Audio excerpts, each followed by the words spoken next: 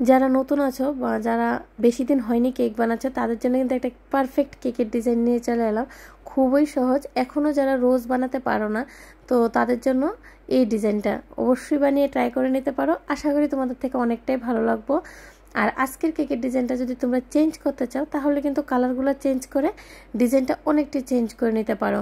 আমি আমার পছন্দ মতো কালার দিয়ে কেকটাকে বানিয়েছি, তোমরা তোমাদের পছন্দের মতো কালার ইউজ করে কিন্তু লুকটাকে চেঞ্জ করে নিতে পারো।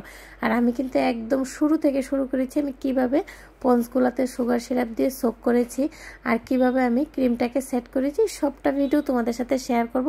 স্কিপ না করে দেখতে থাকো, আশা করি তোমাদের কাছে অনেকটাই ভালো লাগবে। তো নমস্কার বন্ধুরা, আশা করি তোমরা সবাই খুব ভালো আছো, আমি অনেকটাই ভালো আছি। তোমাদের সবাইকে জানাই অনেক অনেক স্বাগত। নতুন আরও একটা দিনে নতুন আরও একটা কেকের ভিডিও নিয়ে চলে এলাম আমি পিঙ্কি কেক এন্ড কিচেন থেকে। তো আজকের কেকটাও কিন্তু আমি বার্থডে ওকেশনের জন্যই বানাইছি। তো ডিজাইনটা আমাকে দিয়েছিল আর বলেছিল যে অনেকগুলো চকলেট চিপস ইউজ করে দেওয়ার জন্য। তা আমি কিন্তু তাদের পছন্দ অনুসারে বানিয়ে দেওয়ার চেষ্টা করেছি শুধুমাত্র। আশা করি ভিডিওটাকে স্কিপ না করে দেখতে থাকবে, তোমাদের কাছে ভালো লাগবে। আর যদি ভালো লাগে আর নেক্সট টাইম আমার এইভাবেই কেকের ভিডিওগুলো দেখতে চাও তাহলে অবশ্যই চ্যানেলটাকে সাবস্ক্রাইব করে পাশে থাকা বেল আইকনে ক্লিক করে দেবে। তাহলে যখনই আমি কেকের ভিডিওগুলো আপলোড করব সর্বপ্রথম কিন্তু তোমাদের কাছে এসে পৌঁছাবে। তো দেখো আমি লেয়ার বাই লেয়ার কিন্তু ভালো করে সোক করে নিয়েছি সুগার সিরাপ দিয়ে, আর ক্রিমটাকেও ভালো করে লাগিয়ে দিয়েছি। আর এখন কিন্তু আমি লাস্ট লেয়ারটা দিয়ে দিচ্ছি আর ভালো করে সোক করে কিন্তু ক্রাম কোট করে নেব।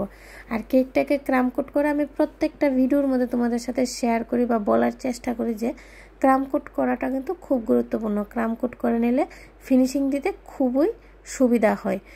যারা নতুন আছো তারা তো একদম অবশ্যই ক্রাম কোট করে নেবে, তা না হলে ফিনিশিং দেওয়ার সময় ক্রিমের সাথে কেকের গুঁড়ো গুঁড়ো চলে আসবে আর ফিনিশিংটা দিতেও সমস্যা হবে আর দেখতেও কিন্তু একদম ভালো লাগবে না। তো আমি কিন্তু ক্রাম কোট করে নিয়েছি আর কিছুক্ষণের জন্য ফ্রিজে রেখে দিয়েছি, কেকটা সেট হয়ে যাবে। সেট করে নেওয়াটাও খুব গুরুত্বপূর্ণ, কেননা কেকটা যখন আমরা সুগার সিরাপ দিয়ে সোক করি তখন কিন্তু অনেকটাই নরম থাকে। তখন যদি সাথে সাথে আমরা ফিনিশিংটা দিতে যাই তাহলে কিন্তু ফিনিশিংটা বেশি একটা ভালো আসবে না আর নষ্ট হয়ে যাওয়ার চান্সটাও অনেকটা বেশি থাকে। আর এখন এতটা গরম পড়েছে যে একটু সেট করে নিলেই ভালো। আর অনেক সময় দেখা যায় যে ফিনিশিংটা দিতে আমাদের একটু সময় লেগে যায়, তখন কিন্তু মেল্ট হয়ে যাওয়ার চান্সটাও অনেকটাই বেশি থাকে। আর যদি ফ্রিজের মধ্যে রেখে একটু সেট করে নেওয়া হয় তাহলে কিন্তু মেল্ট হওয়ার সমস্যাটাও থাকে না আর ফিনিশিংটাও একটু ধীরে সুস্থিরে দেওয়া যায়, সময় নিয়ে দেওয়া যায়, কারণ কেকটা তখন একদম সেট থাকে, ক্রিমটা মেল্ট হওয়ার সমস্যাটা অনেকটা কমে যায়। তো এখন দেখো আমি হোয়াইট কালার ক্রিম দিয়ে ভালো করে ফিনিশিংটা দিয়ে দিচ্ছি। আজকের কেকটার মধ্যে কিন্তু আমি সাইডে একটু ডিজাইনও দেব। তো আমি কোম নিয়ে নিলাম, কোমের সাহায্যে কিন্তু সাইডে একটু ডিজাইনও দিয়ে দিচ্ছি। এখানে তোমরা যে কোনো ডিজাইন দিতে পারো। কোমের মধ্যে একটা কোমের মধ্যে কিন্তু 3 রকমের ডিজাইন থাকে। তো এরকম অনেকগুলো কোম নিয়ে আসবে আর এগুলো অনেকটাই কম রেটের হয়। তো আশা করি তোমাদের থেকে অনেকটা ভালো লাগবে ইউজ করে, আর খুব সুন্দর কিন্তু ডিজাইনটা আসে। তো আমি একটা ডিজাইন দিয়ে দিলাম যেটা ডিজাইনের মধ্যে ছিল। তো এখন দেখো আমি গ্রিন কালারের ক্রিম নিয়ে নিলাম, জেল নিয়ে নিলাম। আর গ্রিন কালারের জেল কিন্তু আমি কেকের মধ্যে অনেক কম ইউজ করি, অন্য কালারটাই বেশি ইউজ করি। ক্রিমের সাথে গ্রিন কালারটা অ্যাড করি প্রায় সময়, কিন্তু জেলের সাথে গ্রিন কালারটা কমই ইউজ করি আমি।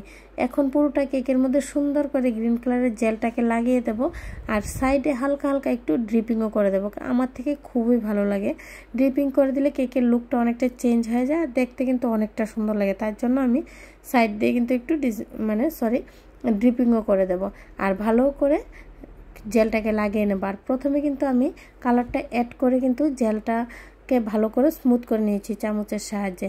আর আমি দেখো নোজালের সাহায্যে একটু রোজ বানিয়ে দিচ্ছি। আর আমি এখানে কোন নোজালটা ইউজ করেছি তোমাদের সাথে শেয়ার করে দিলাম, আশা করি তোমরা বুঝতে পেরেছো। এভাবে কিন্তু আমি ইয়েলো কালার আর হোয়াইট কালারের শেডের রোজও বানিয়ে দিয়েছি। এখন আমি আর একটা নোজাল নিয়ে নিয়েছি আর তোমাদের সাথে আমি শেয়ার করে দিয়েছি আমি কোন নোজালটা নিয়েছি। আশা করি তোমরা বুঝতে পেরেছো, আর যদি না বুঝতে পারো তাহলে অবশ্যই আমাকে কমেন্টে জানাবে, আমি তোমাদের সুবিধা মতো ভিডিও অবশ্যই নিয়ে চলে আসবো। এখন দেখো সাইডে ফাইডে যে জায়গাটি ফাঁকা ছিল সেই সব জায়গাতে কিন্তু আমি একটু নোজাল দিয়ে কাজ করে দিয়েছি, ভরাট করে দিয়েছি জায়গাটা। এখন সেম নোজালের সাহায্যে কিন্তু আমি নিচের বর্ডারটা দিয়ে দিচ্ছি, কালারটা কিন্তু আমি সেমই রেখেছি। তো দেখো আমার বর্ডারটা দেওয়ার পর কিন্তু কেকের লুকটা অনেকটা চেঞ্জ হয়ে গেছে। এখন আমি অনেকগুলা চকলেট চিপস, আমি যেগুলো ডবল বয়েলারে চকলেট কম্পাউন্ডটাকে মেল্ট করে নিয়েছি আর সিলিকনের যে মোলগুলো থাকে সেই মোলের মধ্যে কিন্তু আমি এগুলো বানিয়ে নিয়ে ফ্রিজের মধ্যে রেখে কিন্তু আমি চিপসগুলোকে বানিয়ে নিয়েছি। খুবই সহজ আর খুব ইজি প্রসেস। তো এখন আমি লাগিয়ে দিলাম, বাটে টপারটা লাগিয়ে নামটা লিখে দেবো। আমার কেকের ডিজাইন কিন্তু একদম কমপ্লিট। আজকের মতো এই পর্যন্তই। নেক্সট টাইম নতুন আরও একটা কেকের ভিডিও নিয়ে তোমাদের সবার সাথে আবার দেখা হবে। সবাই খুব ভালো থেকো, সুস্থ থেকো আর অনেকটা আনন্দে থেকো। আর আমার ভিডিওটাকে ধৈর্য সহকারে দেখার জন্য তোমাদের সকলকে জানাই অসংখ্য অসংখ্য ধন্যবাদ। অবশ্যই জানাবে ডিজাইনটা কেমন হলো। রাধে রাধে ফ্রেন্ডস।